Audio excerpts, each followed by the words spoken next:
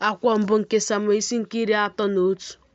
Ma ndị Filistia na-ebuso Izrel agha. Ndị ikom Izrel wee gbalaga n'ihu ndị Filistia, ha wee daa bụrụ ndị e gburu egbu n'ugwu Gilboa. Ndị Filistia wee sosie Sọl na ụmụ ya ndị ikom ike. Ndị Filistia wee tigbuo Jonatan na Abinadab na Malkishua bụ ụmụ ndị ikom Sọl. Agha ahụ wee dị arọ megide Sọl. Ndị ọgba ụta wee hụta ya bụ ndị ikom chere ụta, o wee na-egbu ya mgbu nke ukwuu site n'ịgba ụta nke ndị ọgba ụta.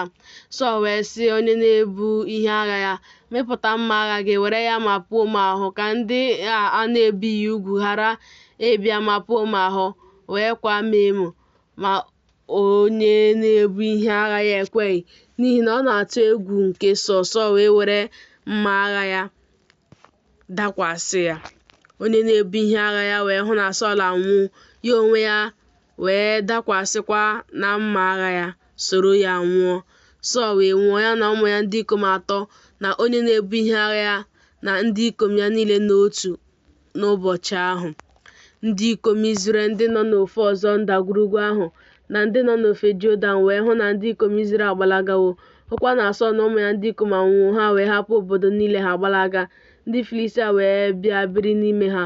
O ruo n'echi ya, mgbe ndị Filistia bịara iyipụ ihe ndị e gburu egbu, na ha hụrụ Sọl na ụmụ ya ndị ikom 3 ka ha tọgbọrọ n'ugwu Gilboa, ha wee bepụ isi ya, yipụ ihe agha ya, ziga n'ala ndị Filistia gburugburu izisa ozi ahụ n'ụlọ arụsị niile ha na n'etiti ndị ha. Ha wee dọba ihe agha ya n'ụlọ Ashtarọt, ma ha kpọgidere ozu ya na mgbidi Beshan. Ndị bi na Jebesh Gilead wee nụ ihe banyere ya bụ ihe ndị Filistia mere Sọl. Ndị ikom niile bụ dimkpa wee bilie jee ije ogologo abalị ahụ niile si na mgbidi Beshan buru ozu Sọl na ozu ụmụ ya ndị ikom. Ha wee bịaruo Jebesh, surie ha ọkụ n'ebe ahụ. Ha wee chịrị ọkpụkpụ ha lie ha n'okpuru osisi tamarisk n'ime Jebesh buo ọnụ ụbọchị 7.